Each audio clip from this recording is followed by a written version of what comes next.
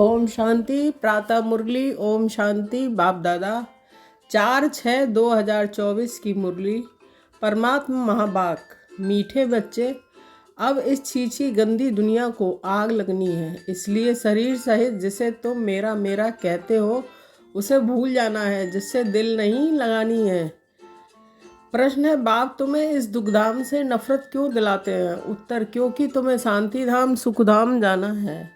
इस गंदी दुनिया में अब रहना ही नहीं है, तो तुम जानते हो आत्मा शरीर से अलग होकर घर जाएगी। इसलिए इस शरीर को क्या देखना, किसी के नाम रूप की तरफ भी बुद्धि ना जाए।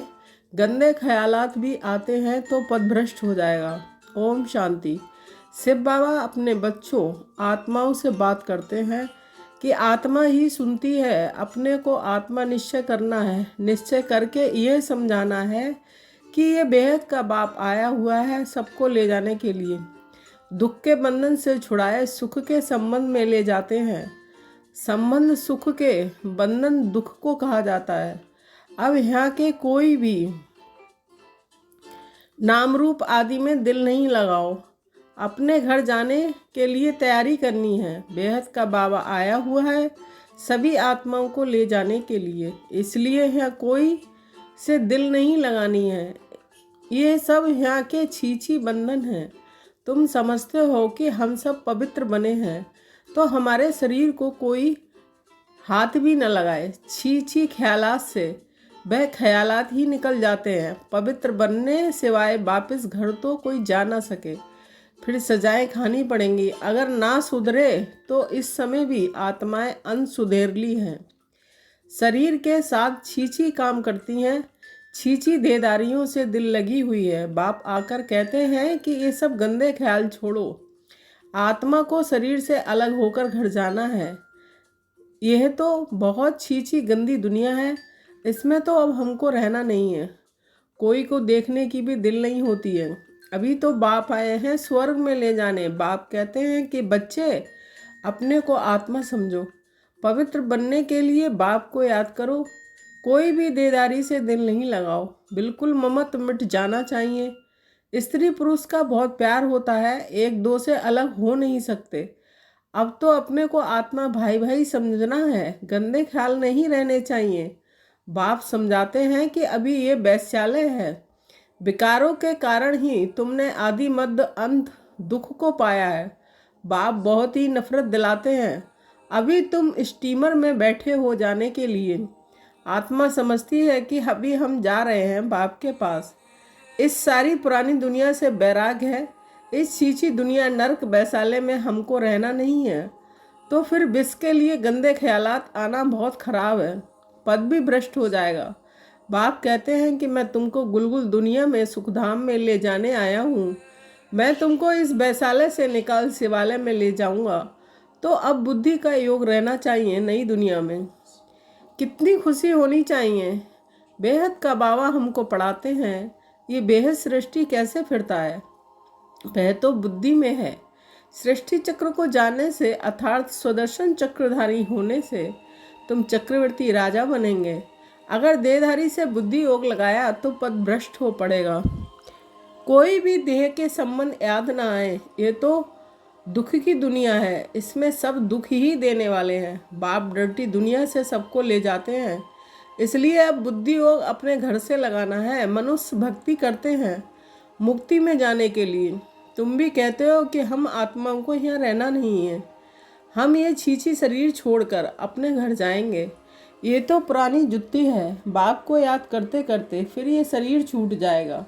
अंतकाल बाप के सिवाय और कोई दूसरी चीज़ याद ना रहे। यह शरीर भी यहाँ ही छोड़ना है। शरीर गया तो सब कुछ गया, देह सहित जो कुछ भी है। तुम जो मेरा मेरा कहते हो ये सब भूल जाना है। इस छीछी दुनिया को आग लगनी है, इसलिए इनसे अब दिल नहीं लगानी है।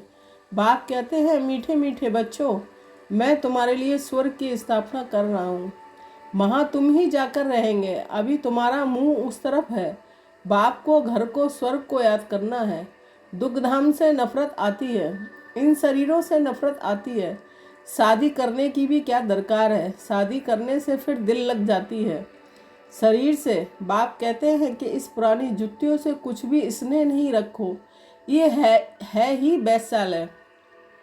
सब पतित ही पतित हैं, रावण राज्य है, यहाँ कोई से भी दिल नहीं लगानी है सिवाय बाप के। बाप को याद नहीं करेंगे तो जन्म जन्मांतर के पाप कटेंगे नहीं। फिर सजाएं भी बहुत कड़ी हैं, पद भी भ्रष्ट हो जाएगा। तो क्यों ना इस कलयुगी बंधन को छोड़ दें। बाबा सबके लिए ये भेद की बात समझाते हैं। जब रजो प्रधान सन्यासी थे तो दुनिया गंदी नहीं थी, जंगल में रहते थे, सबको आकर्षण होती थी। मनुष्य वहाँ जाकर उन्हों को खाना पहुँचा आते थे, निडर हो रहते थे। तुमको भी निडर बनना है, इसमें बड़ी विशाल बुद्धि चाहिए। बाप के पास आते हैं तो बच्चों को खुशी रहती है कि हम बेहद बाप से सुखधाम का वर्षा लेते हैं। यहाँ तो कितना दुख है, कई गंदी गंदी बीमारियाँ आदि होती हैं। बाप तो गारंटी करते हैं कि तुमको वहाँ ले जाते हैं जहाँ दुख बीमारी आदि का नाम नहीं है। आधा कल्प के लिए तुमको हेल्दी बनाते हैं। यहाँ कोई से भी दिल लगाई तो बहुत सजाएं खानी पड़ेंगी। तुम समझा सकते हो? बोलो। कहते हैं कि 3 मिनट साइलेंस बोलो। सिर्फ फिर साइलेंस से क्या होगा? ये तो बाप को याद करना है जिससे विक्रम विनाश हो। साइलेंस का बर देने वाला बाप है। इनको याद करने बगैर शांति मिलेगी कैसे?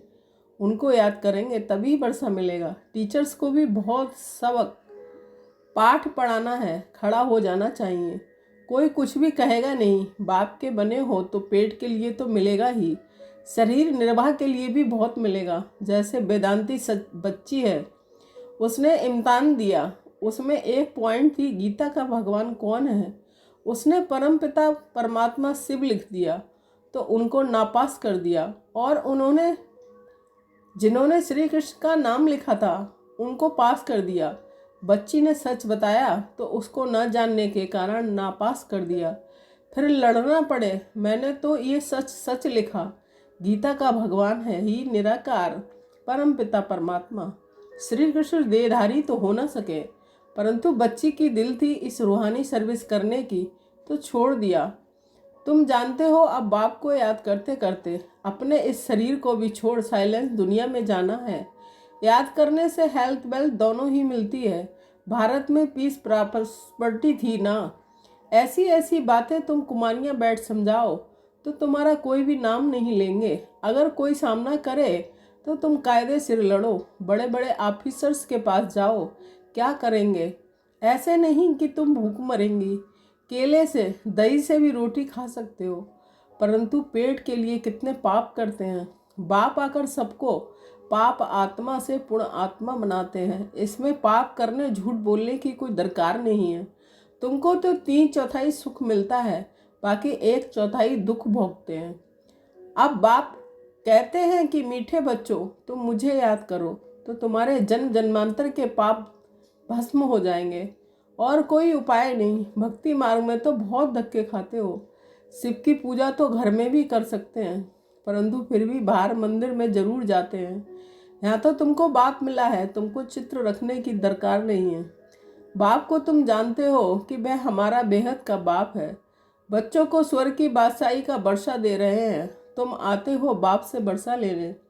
यहाँ कोई शास्त्र आदि पढ़ने की बात नहीं है, सिर्फ बाप को याद करना है। बाबा बस हम आए हैं कि आए, बाबा बस हम आए कि आए। तुमको घर छोड़े कितना समय हुआ है? सुखधाम को छोड़े 63 जन्म हुए हैं। अब बाप कहते हैं शांति धाम सुखधाम में चलो। इस दुखधाम को भूल जाओ, शांति धाम सुखधाम को याद करो। और कोई डिफ़िकल्ट बात नहीं। शिव बाबा को कोई शास्त्र आदि पढ़ने की दरकार नहीं। ये ब्रह्मा पढ़ा हुआ है, तुमको तो अभी शिव बाबा पढ़ाते हैं।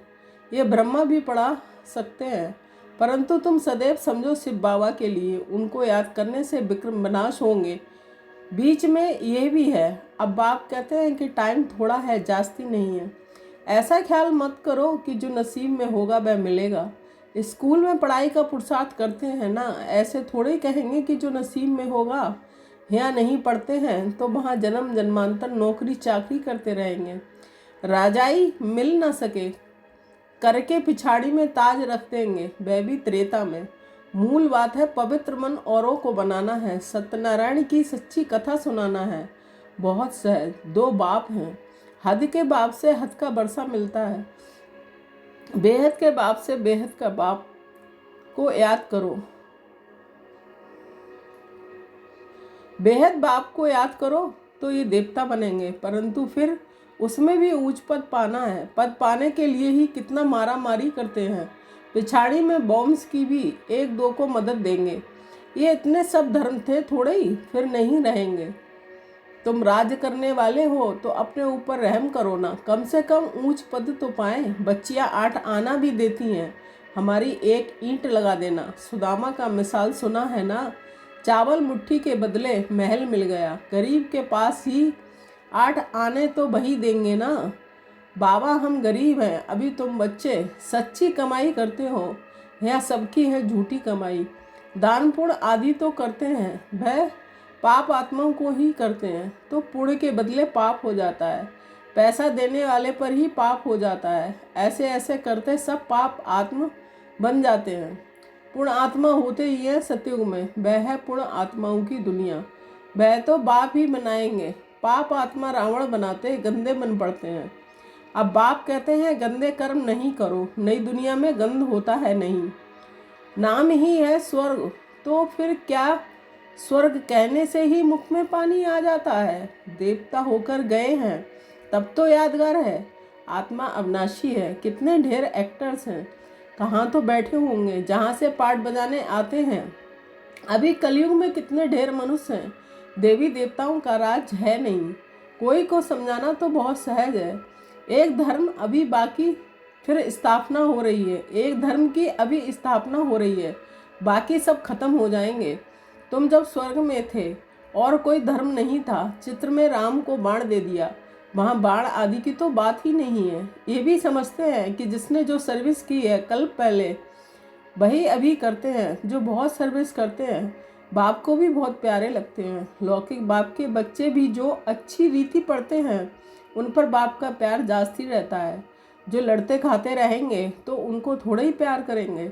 सर्विस करने वाले बहुत प्यारे लगते हैं। एक कहानी है, 2 बिल्ले लड़े, माखन कृष्ण खा गया। सारे विश्व की बादशाही रूपी माखन तुमको मिलता है। तुम अब गफलत नहीं करनी है, छीछी नहीं बनना है। इसके पीछे राजाई मत गवाओ। बाप के डायरेक्शन मिलते हैं, याद नहीं करेंगे तो पाप का बोझा चढ़ता जाएगा। फिर बहुत सजाएं खानी पड़ेंगी, जार जार रोएंगे। 21 जन्म की बादशाही मिलती है, इसमें फेल हुए तो बहुत रोएंगे। बाप कहते हैं ना, पियर घर न ससुर घर को याद करना है, भविष्य नए घर को ही याद करना है। बाप समझाते हैं कोई को देख लट्टू नहीं बन जाना है, फूल बनना है। देवताएं फूल थे, कलयुग में कांटे थे। अभी तुम संगम पर फूल बन रहे हो, किसको दुख नहीं देना है। या ऐसे बनेंगे तब सतयुग में जाएंगे।